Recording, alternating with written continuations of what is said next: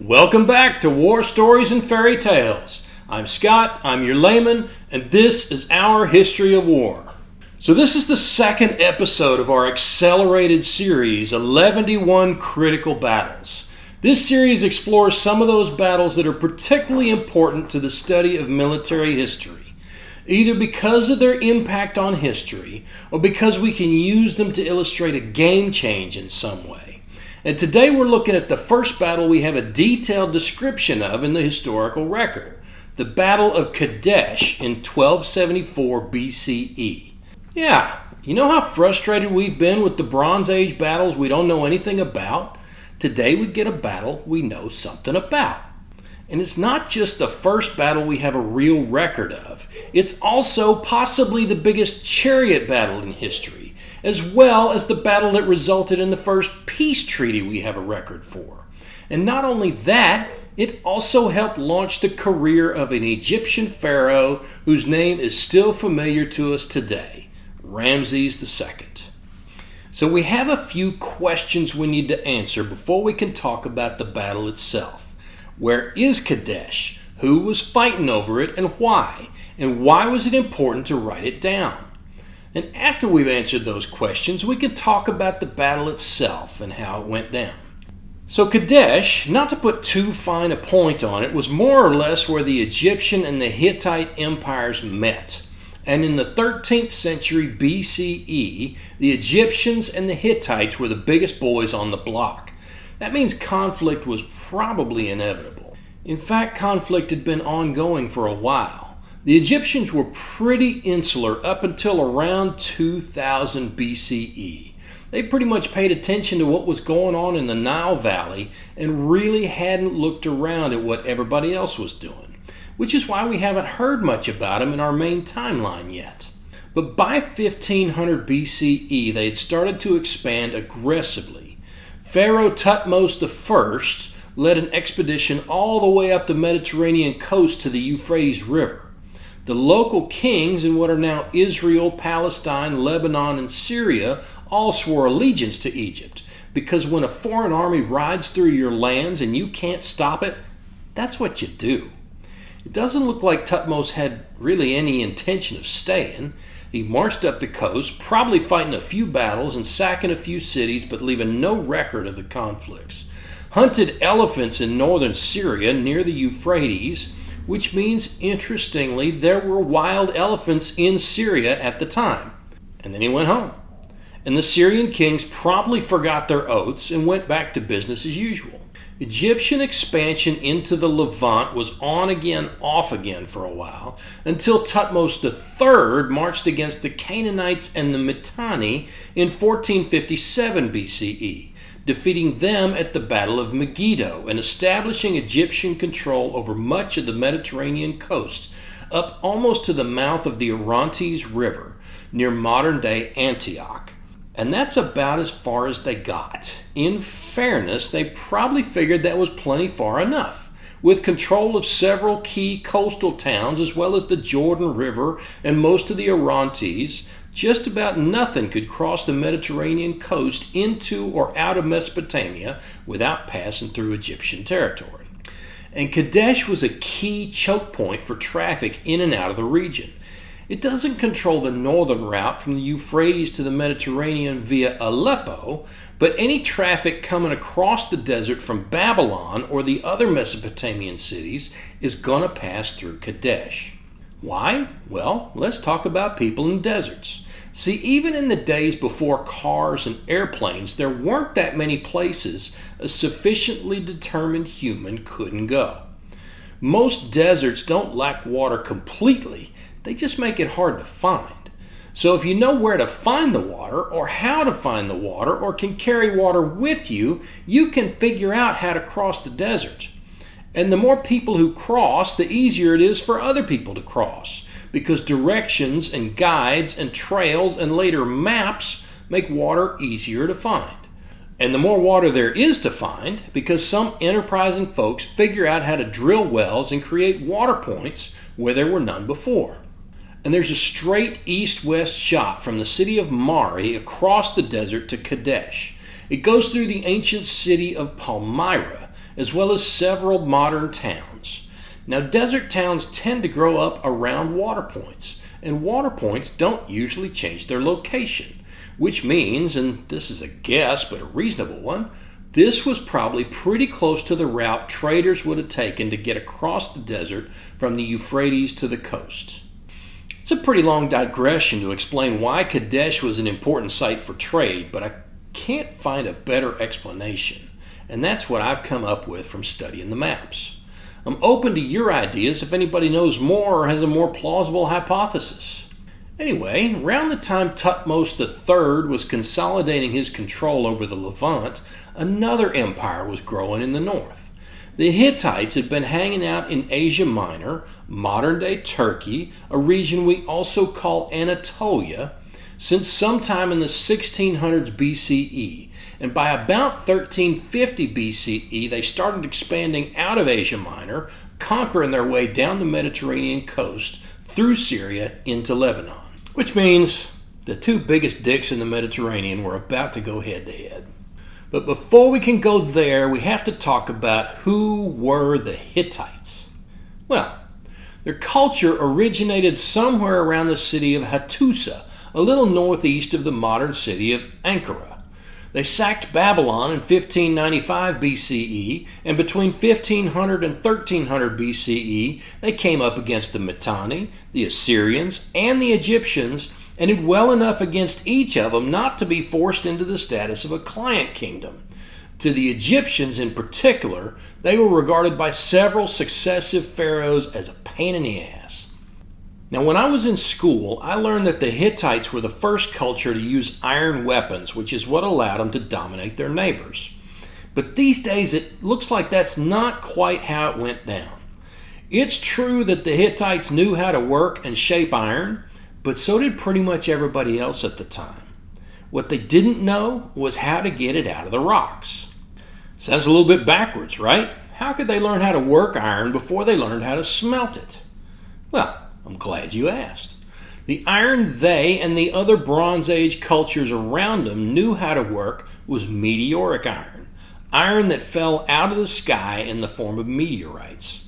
See, many meteorites are damn near pure iron, so if you can figure out how to make a fire that's hot enough to soften one, you can figure out how to shape it into a tool or a weapon. As I understand it, weapons and tools of meteoric iron would have been highly prized and usually reserved for elites because they would have been seen as literal gifts from the gods. They fell out of the sky, after all. But even if you know how to find iron meteorites and you have smiths who know how to shape them into weapons, there just aren't enough of them to outfit an army. And if everybody knows how to find and shape them, nobody really has an advantage. So the Hittites did not have a monopoly on iron weapons. What they probably did have was better tactics based partly on better mobility. And their better mobility came from their adoption of the light chariot. Now, we've talked about chariots before, or at least about the Sumerian vehicles we call chariots for lack of a better term. But these Sumerian chariots, some scholars call them war wagons to distinguish them from true chariots, were heavy and clumsy by comparison with true chariots. They had heavy, solid wheels rather than light spoked wheels, and they had 4 of them rather than the 2 you'll be familiar with from movies like Ben-Hur and Gladiator. And the Mesopotamians didn't have horses to pull them. They used a kind of semi-domesticated wild donkey called an onager. Now, donkeys are tough as hell, and they can haul ass, sorry for the pun, when they need to. But they don't work as well in teams as horses do. That said, when you have 4 heavy solid wheels pulled by a team of donkeys, you have a vehicle that's faster than anybody running on 2 feet around it. Put a crew of 2 or 3 on it, 1 to drive and 1 or 2 to throw javelins at your enemy, you have a formidable weapons platform. Until somebody comes along with a true chariot drawn by horses. What's different about a true chariot? Well, instead of 4 heavy, solid wheels, it has 2 light, spoked wheels. That makes it lighter and more maneuverable all at the same time. Put horses in the harness instead of donkeys, and you have a propulsion source that's bigger and stronger and easier to control and that works well in teams. which means a true chariot can just about run circles around a war wagon. They also had another innovation, not quite as recent as the light chariot, but every bit as important: the composite bow. Now, a composite bow is not the same thing as a compound bow, and if you want to study military history, you kind of need to understand the difference. A compound bow is a modern invention, invented in 1966 CE, that uses pulleys and cables to increase the effective draw weight, giving you more power for the energy you put into it. A composite bow, by comparison, is a weapon invented sometime after 2000 BCE that represents a game-changing design improvement over what's called a simple bow. Of course, you know I'm not just going to leave it there, right? So, a simple bow is a stick with a string on it. That's not entirely fair, of course. A master bowyer, that's what you call a guy who makes bows, knows how to cut exactly the right kind of wood at exactly the right point in its growth and trim and shape it in exactly the right way to get the maximum spring and so the maximum power out of it. A composite bow, by comparison, uses lamination techniques to amp up the springiness of the bow. A thin strip of wood, again of the right shape and age, is sandwiched between a layer of horn on the belly or the inside closer to the archer and a layer of sinew on the back or the outside away from the archer. This makes the bow immensely more powerful. The wood flexes and springs back just like in a simple bow. The horn compresses and springs forward when the archer releases the string, and the sinew stretches and pulls the arms back into their original shape. This gives you a triple whammy that's not only more powerful, but also more durable than any simple bow of a comparable size. So you can loose an arrow that'll hit its target with the same force as a much bigger javelin, at a much longer range. And when you put a guy with a composite bow on the back of a light chariot, you have something that's getting pretty close, tactically speaking, to proper horse cavalry. That's still several hundred years in the future at this point. By Kadesh, we hadn't quite figured out how to ride horses in battle, so chariots were the best we could do. But for the Bronze Age, they were good enough. So the Hittites invented a light chariot with 3 guys in it, usually pulled by 2 horses. One guy would drive, while the other 2 could attack enemies with composite bows or javelins, or maybe axes or maces or spears. One of them might have been a shield bearer whose job was to protect the other 2 from attack. Or a commander could use a chariot to direct his troops along with a driver and a shield bearer. Now, the Egyptians also had light chariots, and they took a different approach to how to build and use them than the Hittites did. So let's spend a minute looking at the differences. It turns out there's quite a bit of variation in the term light chariot. The Hittites and Egyptians both used a vehicle with 2 spoked wheels drawn by a pair of horses. And that's about where the similarities end, because the Egyptian approach to war and to chariots emphasized lightness and movement, while the Hittites went for power and mass. Which makes sense when you think about it. Egypt sits in the Sahara Desert. Get outside the Nile Valley, especially on foot without water, and you get into a world of shit real quick. Hell, you have to cross a desert just to get from the Nile Valley to the Levant. No wonder they didn't reach out to the rest of the world for so long. Anatolia, on the other hand, is 500 miles north of Egypt, surrounded on 3 sides by water and mountainous. Average temperature in August in Turkey these days is about 87 degrees Fahrenheit. In Egypt, it's 102. And you can see the differences if you look at the art the 2 cultures produced. Granted, there's a whole lot more Egyptian art out there than Hittite, but Egyptian warriors are usually bare to the waist or maybe wearing light armor that leaves their arms bare. They carry bows and spears and hide shields and light axes. Hittites, on the other hand, wear big hats and armor and sometimes long sleeves and cloaks. The only time we see Hittites carrying bows, ironically enough, is in Egyptian artwork. It looks like they preferred axes and stabbing spears and sickle swords. Which brings us to the differences between their chariots. The Egyptian chariot was a true light chariot built for speed. It carried a driver and an archer protected behind thin walls of wicker or bark or hide, and had space for several quivers of arrows and javelins. The wheels were at the back of the basket, which means most of the weight of the basket and the passengers rested on the backs of the horses. That made the chariot stable at high speeds, allowing the whole unit to turn tight and fast. This was what we call a fast, agile weapon system, and that's how the Egyptian charioteers used it, staying out of reach and using their javelins and their composite bows to kill from a distance, breaking up enemy formations or blocking maneuver or forcing them to retreat before they could ever close to infantry melee range. The Hittite chariot, on the other hand, was designed to close with and destroy the enemy.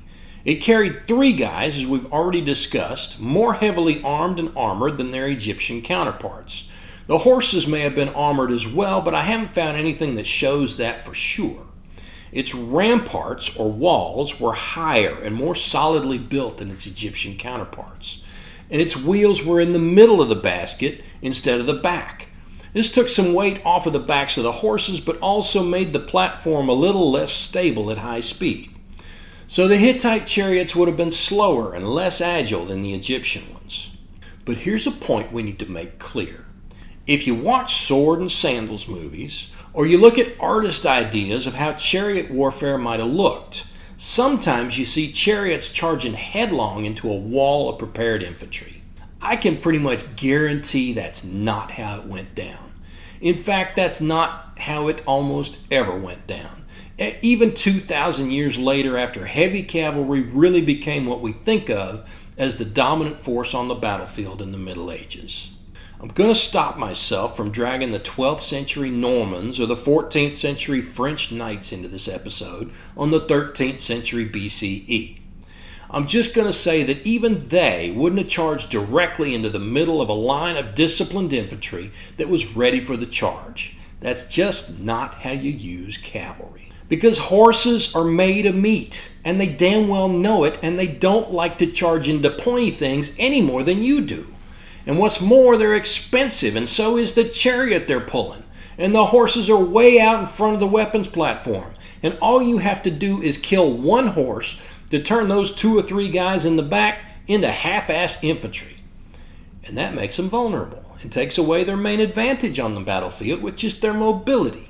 That's a long-winded explanation to say that when we talk about shock effect in terms of Hittite chariots, we're not talking about breaking lines with frontal attacks.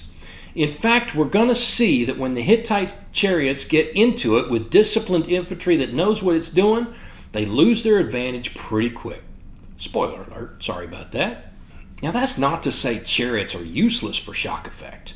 Just that, well, the battlefield pretty much never looks like the picture Hollywood wants to show you. No, shock effect with a chariot looks like hitting your enemy's line in the flank or the rear, where they can't bring their pointy weapons around fast enough to stop you.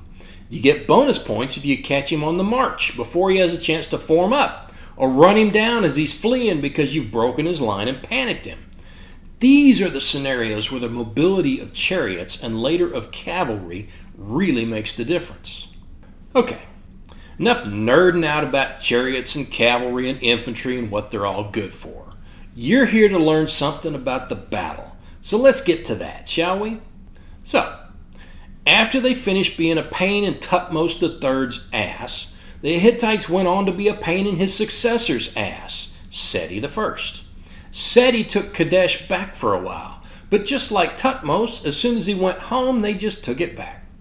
I get the feeling the city fathers of Kadesh either preferred to pay tribute to the Hittites over the Egyptians, or maybe just didn't care much as long as whoever they were paying stayed the hell out of their business.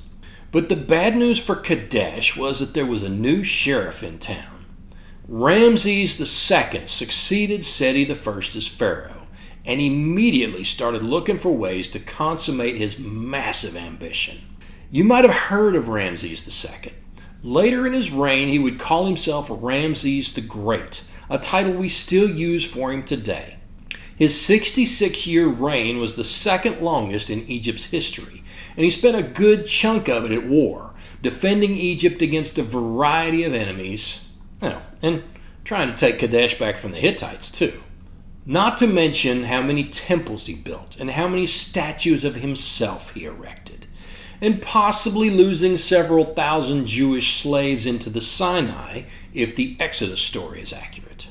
The longest reigning pharaoh, if you want to know, was Phaops II, who came to power at the age of 6 around 2281 BCE and supposedly ruled for 94 years. If that figure is accurate, it's a record that hasn't been broken by any ruler since, at least not one we have records for. So Ramses probably came to power in about 1279 BCE and immediately got to work to prove himself. His talent, energy, ambition, and most likely his opinion of himself were all enormous. This was a guy who needed big projects to keep him occupied. So he started by spanking a tribe of pirates that were giving him and his trading partners grief. The Chariot had been raiding traffic in the Mediterranean for several years, and since a lot of that traffic was coming into or going out of Egypt, it was kind of Egypt's job to take care of it. So he did. We'll get into the details of that sea battle in another episode. It's probably the first sea battle we're going to talk about. But not only did he end the threat the Chariot posed to shipping, he was apparently impressed enough with their fighting prowess that he incorporated a unit of Chariot into his personal bodyguard. They were probably at the Battle of Kadesh, although I couldn't find a source that mentions them. Then Ramses turns his attention to the north, marching up the coast into Canaan, which we now call Israel. In 1275 BCE, he got as far as Beirut, apparently carving a series of stelae there that are now too weathered to read. Probably another battle there that we won't be able to talk about because we don't have any record of it. So he went home at the end of the campaign season of 1275 BCE, thinking there was probably a better way to secure the Levant than to do it from central Egypt. So he built a new capital city, as you do.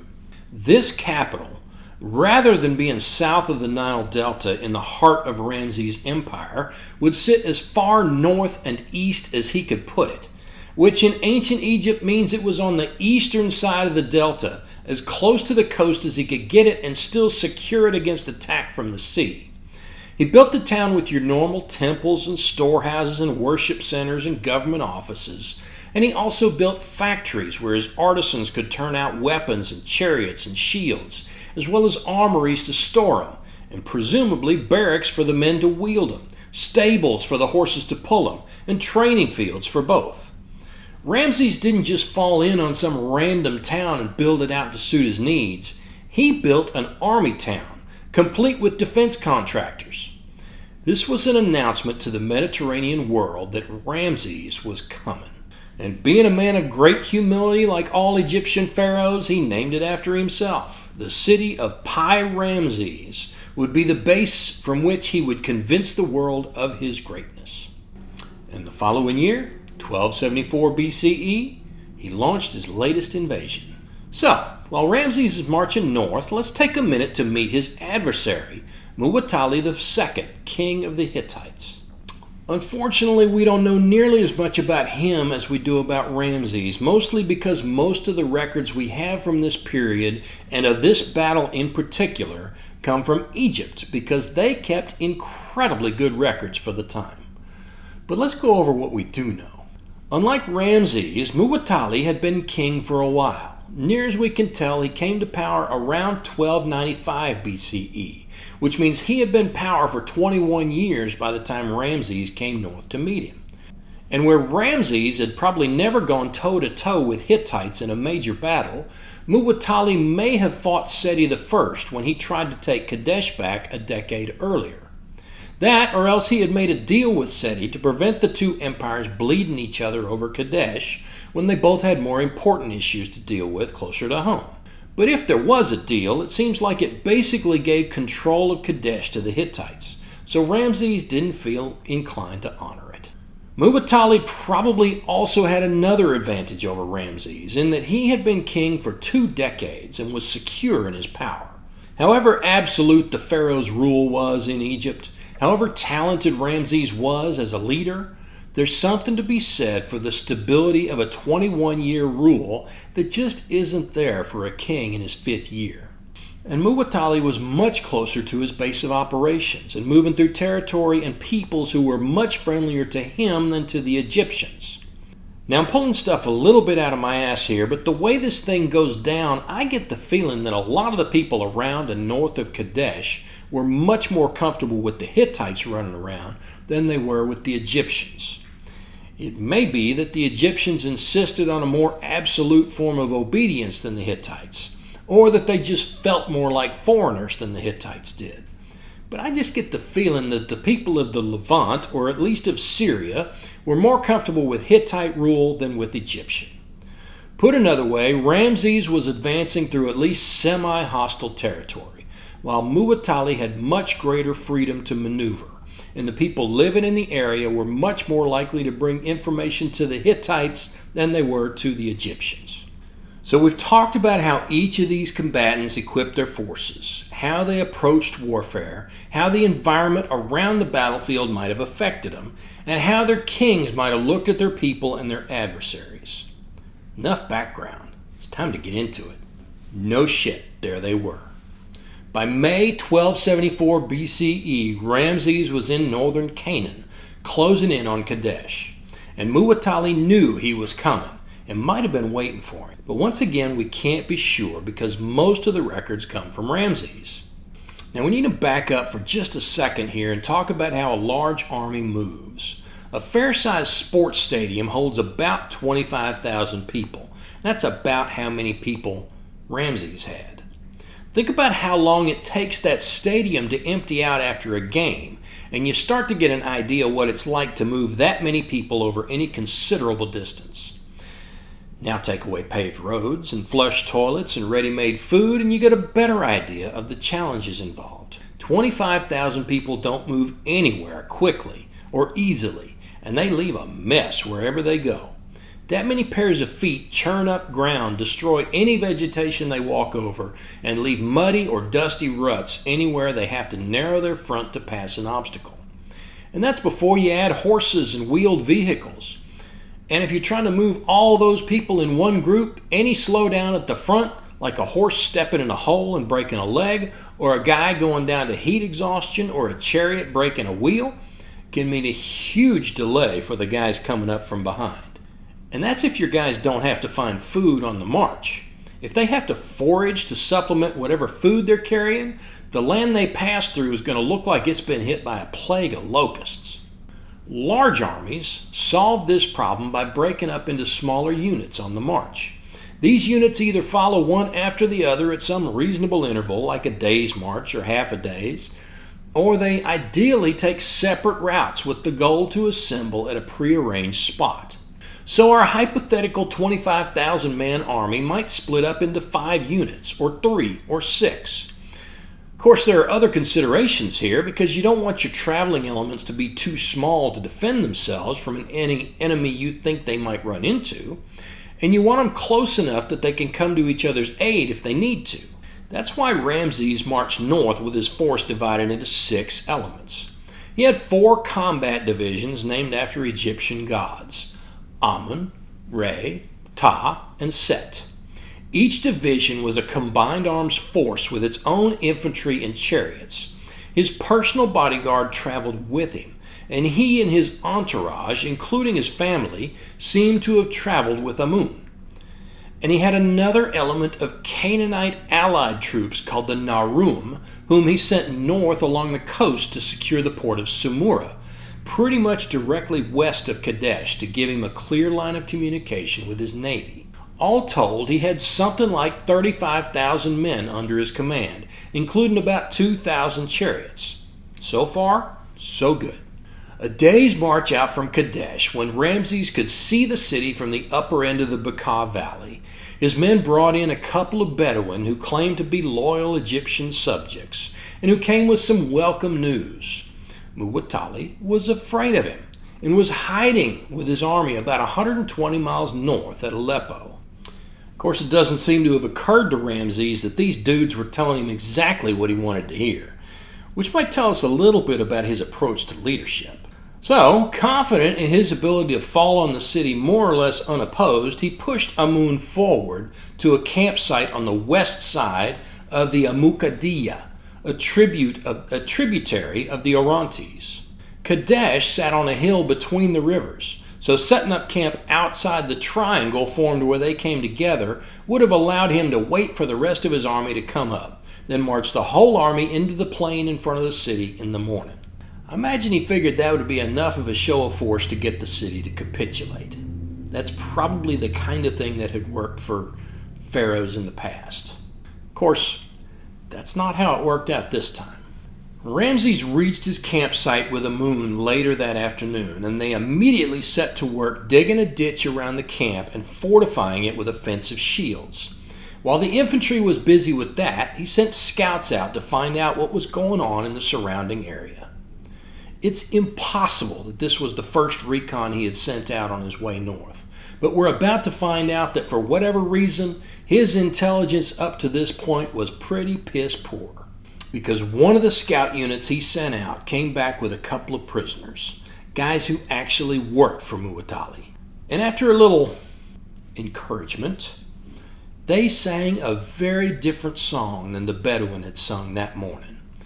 It turned out Muwatalli wasn't up at Aleppo. He was camped across the Orontes, less than 2 miles away, with about 35,000 guys, including 3,500 chariots. Now, as you can probably imagine, the numbers involved here are not entirely clear. The estimates I've found range from 20 to 35K on the Egyptian side and 25 to 35K on the Hittite side. The estimates of chariots are pretty consistent at about 2,000 Egyptian against 3,500 Hittite chariots. So the full armies might have been pretty close to the same size in terms of manpower, except that Muwatalli had about twice as many chariots. But the total numbers don't really matter, because Ramses was sitting in his camp with his bodyguard and one division, waiting for the other divisions to come up, which would take at least into the evening and probably into the next morning if he sent word to them to close up as quickly as they could. It looks like Ray was maybe a few hours behind Amun, with Ta half a day to a day behind them. Set was too far back to do a damn thing to affect this battle. And Muwatalli was 2 miles away with his whole fucking army. Well, shit. To his credit, Ramses appears to have kept his head. Instead of panicking and raging about his shit-ass luck, he sent his vizier to find Ray and Ta and encouraged them to join him as soon as humanly fucking possible. He must also have sent word to the Narum, but my sources don't mention that. As a quick aside, this colossal intel failure is why I think the countryside must have been at least a little bit more favorable to the Hittites than the Egyptians. That or Ramses' recon really was incredibly poor, because Muwatalli obviously knew exactly where he was and how he was arrayed with plenty of warning, while he was totally clueless about Muwatalli. It just seems like it would be kind of hard to hide a camp of 35,000 guys from a proper recon. So after sending word to speed his forces toward this camp, Ramses gathered his captains and tore into them for their lousy scouting.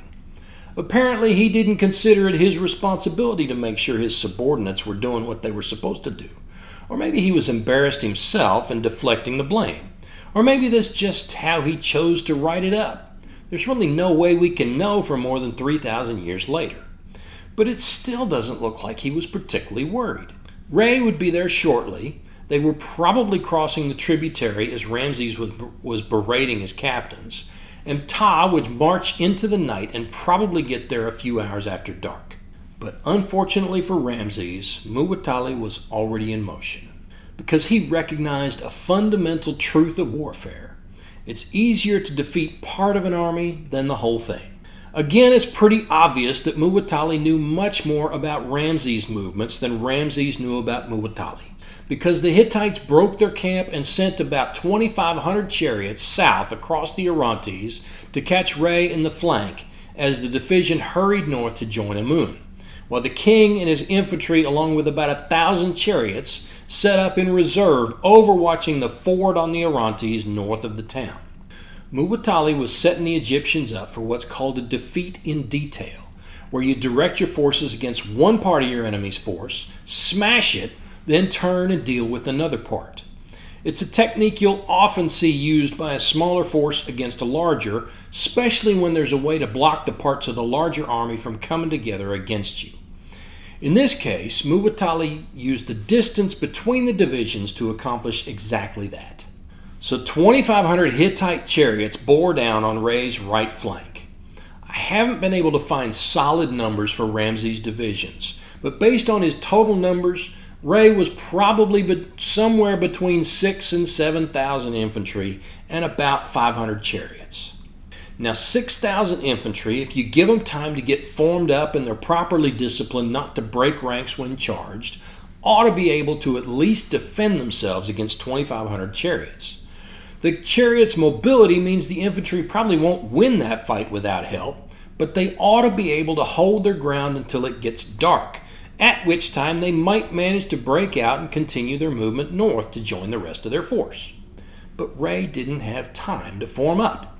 They had probably spread their marching column out even more than usual as they hurried to join up with Amun. When they did that, they would have shifted their focus forward and sacrificed some of their ability to watch their flanks. These poor bastards probably had no idea they were in danger until the Hittite chariots crashed into their marching column. And this is the kind of fight chariots and later cavalry are best at. Surprise attacks against a disorganized enemy where they can use their mobility to keep their adversaries off balance so they can't mass forces against them. This wasn't a battle, it was a massacre. Heavy chariots cutting right across the line of march, spearing guys and running them over, then wheeling around to do it again. Units would have been cut up and separated in the initial charge. If any lieutenants or sergeants or whatever their Egyptian counterparts were called had the presence of mind to call men to them and try to maintain some kind of order, they would have been working with a mixture of men they knew and didn't know, who may or may not have been familiar with the way they led and may or may not have been able to do the things they asked. So there might have been a few small groups who tried to stand and fight, or at least huddle up and stay alive, but most of these guys would have just hauled ass. Obviously, the chariots have an advantage here, and they were outnumbered badly enough nobody would have blamed them if they just whipped up their horses and headed for the Pharaoh's camp. In fact, you could argue that was a more important duty than staying to fight. With victory out of reach in the moment, joining up with the main body, bringing news of the attack, and maybe making it a little harder for the Hittites to overwhelm Ramses' main force, would probably have contributed more to the outcome of the battle than staying and dying where they were. But that's all justification that goes through your mind after you've run away. In the moment, all you're thinking about, to the extent you're thinking at all, is, I gotta get the fuck out of here. In an attack like this, total surprise by an overwhelming force, fight or flight kicks in. And for most of us, it'll be flight. And most of us can't overcome that instinct without a lot of training and at least some experience. So Re, to all intents and purposes, is gone. Not annihilated, probably. Even the most extreme examples of the annihilation of a unit or an army are usually overstated. But the survivors are now running in every direction or hunkered down trying to stay alive until another option presents itself. Some of the guys running away would have headed north, either right away or after taking a minute to think about it. Some probably headed south, trying to link up with Ta and let them know the fight was on. But pretty much from that first charge, Re ceased to exist as an effective military unit. And having dealt with Re, whatever was left of Muwatalli's 2,500 chariots, which would have been most of them except maybe the unlucky bastards who had the shit luck to throw a wheel or lose a horse within range of Egyptian spears, would have turned north and headed for the Egyptian camp. Because the element of surprise was still with them, and they would have wanted to keep it as long as they could. Because surprising a column on the march and attacking a fortified camp that's had time to prepare for you are two completely different animals. We've seen what the first one looks like. A camp with infantry formed up and ready behind a ditch with tents and carts and latrine ditches and cook fires and smith's fires and 100 other obstacles behind them that'll limit your movement if you can actually get inside. It's going to be a mess to try to assault with chariots. Their best chance would have been to try to get there ahead of Ray's survivors, or at least close enough behind him to minimize the camp's defensive advantage. And it looks like they damn near did it. By the time the Hittite chariots got to the Egyptian camp, the infantry was scrambling to form up, and most of Ramses' horses were still out of the harness. Many of the Egyptian soldiers, seeing the remnants of Ray hauling ass toward them and the Hittites' enormous chariot army bearing down on them, turned and ran themselves. But the ditch itself managed to slow the Hittite charge, and Ramses or one of his generals managed to turn enough of their runners around to stiffen the defense. Between the ditch, the obstacles of the camp itself, and the Egyptian infantry, now with Ramses' guard charging in, they managed to bring the chariots to a stop and probably take a few down. A chariot that can't move is hugely vulnerable to infantry. It's not entirely clear what Ramses was doing at this moment. Either he was caught in the initial charge and surrounded, or he was in one of only a few Egyptian chariots that was actually ready for combat, or he was completely alone in his chariot without even his driver.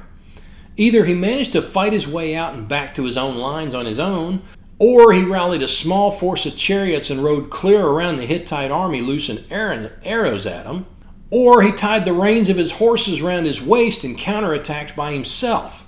The truth of what he was doing during the attack isn't clear. But he had a pretty strong incentive to make sure people thought highly of him, and he got to write the history of the battle. So take his account for what it's worth. But as hard as I've been on Ramses in this episode, I'm inclined to believe that whatever he did, he showed pretty extreme courage and managed to rally his guys to fight back. And that is to his credit. And the Hittite charioteers managed to shoot themselves in the dick here as well. For whatever reason, they thought they had won, or they hadn't been paid in a while, or they were overwhelmed with the riches of the Egyptian camp, or some combination of factors. At least some of them decided it would be a good idea to stop where they were and start looting the camp. Seriously, history turns on crazy shit like this. If you tried to put something like this in a novel, nobody would believe it. But I'm sure that was just fine with the Egyptian infantry, who were in the process of counterattacking. And that counterattack probably included some guys from Ray who managed to fall in with Amun or the guard and start looking for payback. And to put a nice little cherry on the shit sandwich the Hittites were in the process of making for themselves, this is when the Narum showed up and threw their weight into the counterattack. Now Muwatalli still probably could have pulled this thing out if he had committed his reserves, the 1,000 chariots and probably 8,000 or 10,000 infantry against the camp. But for some reason, he decided not to do that. So what had looked like a sure thing an hour earlier turned into a disaster just as quickly. The Hittites crumpled up like the Cowboys in the playoffs. They turned their chariots around and beat feet back toward the tributary, trying to get across the ford into friendly territory with Ramses' chariots in hot pursuit. And now it was Muwatalli's turn to cuss his luck. He kept his infantry to hold the northern ford against any counterattack in that direction, and sent his chariot reserves south to cover the main body's retreat across the tributary. This is where the Egyptian light chariots really showed what they could do against the heavier Hittites.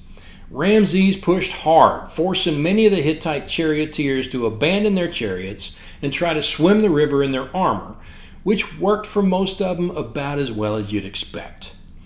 And he assembled his chariots on top of the high ground on the bank of the river, which allowed the Egyptian archers to shoot down at any Hittite chariots that tried to cross the river to counterattack, as well as keeping them from getting up any kind of momentum to charge into the Egyptians.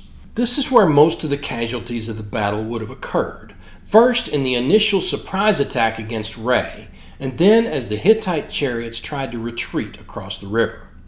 In spite of what you see from Hollywood, most casualties come when one side or the other's back is turned, which makes sense if you think about it. Armor is stronger in the front, and that's where your shield is if you have one, and most of us are less willing to strike when there's a weapon pointed at us. And just as important, it's easier to stick a sharp piece of metal in a man when you don't have to look him in the eye. And that's where the battle pretty much petered out. Tactically, it's probably a victory for Egypt. At the end of the day, Ramses and his guys controlled the field. But both sides have been torn up pretty good, and the next day Ramses took a good look at Kadesh and decided he really wasn't in any condition to take it, or to hold it if he could, especially with Muwatalli still out there with his own big-ass army. So he took what was left of his army and headed home, and managed to sell the battle to his people as a huge victory.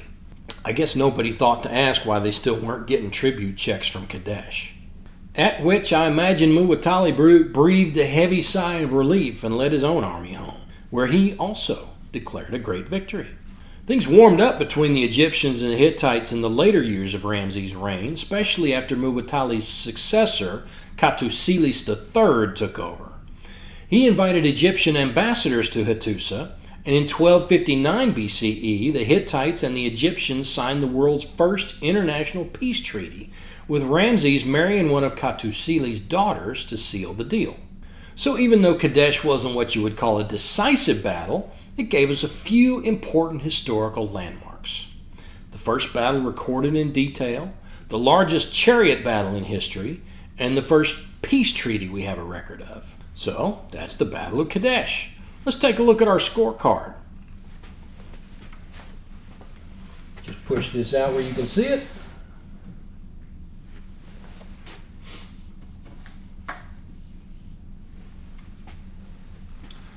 Just as a reminder, each principle is graded on a scale of 1 to 5, with 5 being the best.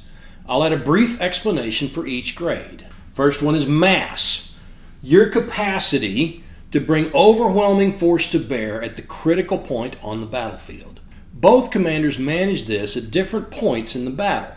Muwatalli in the initial surprise attack, and Ramses against the retreating Hittite chariots and in his counterattack at the camp. That said, I think the camp was the critical point in this battle. A Hittite victory there might have ended with Ramses dead or captured, while an Egyptian victory allowed him to drive the Hittites off the field. I think Ramses gets the edge here, but just like the battle, it's by a whisker. So Ramses gets a 5, Muwatalli gets a 4. Offensive, the degree to which you make things happen on the battlefield rather than waiting for your enemy to take action. Again, both commanders did well here at different points in the battle, but Ramses seems to have been on his back foot until the Hittites stopped to loot his camp. It wasn't until then that he managed to wrestle the initiative away from the Hittites, which, to his credit, would have been hard to do given how the battle had gone up to that point. I give Muwatalli the edge here. So Ramses gets a 4. Muwatalli gets a 5. Surprise! Doing what your adversary doesn't expect. No contest. Muwatalli set his trap and sprung it almost before Ramses knew he was in a fight. Ramses gets a 1 here. And Muwatalli gets a 5. Security, keeping your forces from being surprised and retaining flexibility to respond to what your enemy does. Again, no contest, and this one goes hand in hand with surprise. As I said in the narrative, I get the feeling Muwatalli knew exactly where Ramses was, how many guys he had with him, and how far back the trailing divisions were. In fact, I'll bet if Ramses was wondering where Ptah or Set was, he could have gotten better info from Muwatalli than from his own guys. And Ramses had not the first fucking clue where Muwatalli was or what his army looked like. So Ramses gets a 1 here, and Muwatalli gets a 5. Maneuver. Your capacity to maximize terrain advantages and attack your enemy where he's weakest. Muwatalli again, although Ramses fortifying his camp and using the high ground along the river gets him higher marks than for the last two. Muwatalli knew the terrain much better than Ramses did, and he clearly had control of the river crossings, right up until the final retreat. If his guys had just stuck with it and run through the finish line, this would have been a 5 for him. Ramses earned some extra marks here just because his chariots appear to have been able to ride circles around their counterparts and drive them off the field when they finally had the chance. So Ramses gets a 3 here. Muwatalli gets a 4. Objective: understanding what you're there to do and making sure your people understand it as well. Honestly, neither side did great here. The Hittites seem to have understood that their objective was to kill as many Egyptians as they could, drive the survivors off the field, and send them home. But they didn't bother to make sure they had succeeded before stopping, and Muwatalli didn't bother to send his infantry to complete the victory at the camp. Ramses, for his part, seems to have set a tactical objective to keep his army alive and managed to execute it, but quickly abandoned his strategic objective to take Kadesh. So, Ramses gets a 3 here, and Muwatalli gets a 2. Unity of command. Every soldier on the battlefield should be taking their orders from a single person represented by a clearly defined chain of command. Both commanders seem to have done fine here. I don't see any evidence of conflicting chains of command unless one of Muwatalli's officers actually gave an order for the attacking chariots to stop the attack and load up.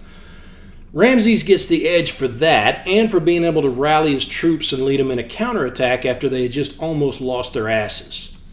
So Ramses gets a 5 here, while Muwatalli gets a 3.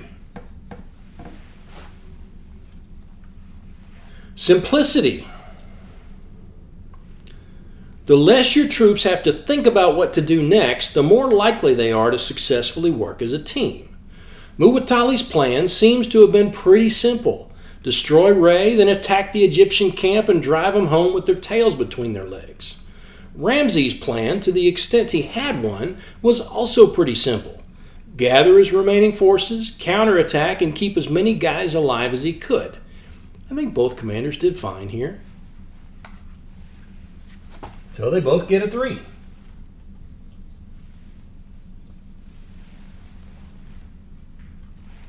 And finally, economy of force. Your ability to protect your own forces as you act against the enemy. Ramses would have done fine here if Muwatalli had played by the rules and formed up in front of him to offer battle. Then he could have deployed each division as it came up, and Ray and Ptah and Set would have been safe and available to maneuver against the Hittites. But Muwatalli decided to attack by surprise instead, and the strengths of the Egyptians' approach were overwhelmed by their weaknesses. So Ramses is going to get a 2 here, and Muwatalli gets a 4. So our total scores, Ramses gets a 27, and Muwatalli gets a 35.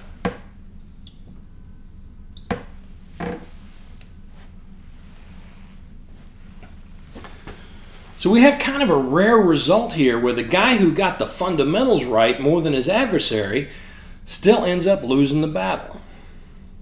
It happens.